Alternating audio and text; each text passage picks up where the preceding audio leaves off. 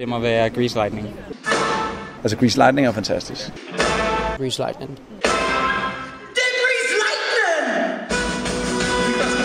Jeg har altid godt kunne lide amerikanerbiler. Ja, kan ikke få nye biler og sådan noget, det synes vi er ret fedt.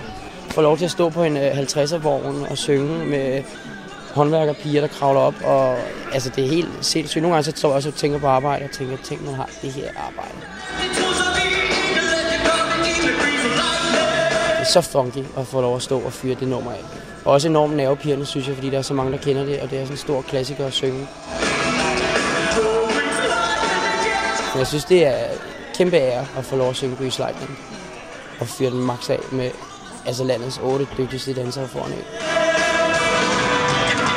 Men jeg synes, det er en gennemgående god historie, så det hele hænger sammen lige så meget som alle skuespillerne, der er her, og ensemble, og lys og lyden, det hele er bare sådan en enhed, så jeg er egentlig ret glad for det hele. Publikum kan godt glæde sig. De får både smøger og kamp og rullekreb og det hele.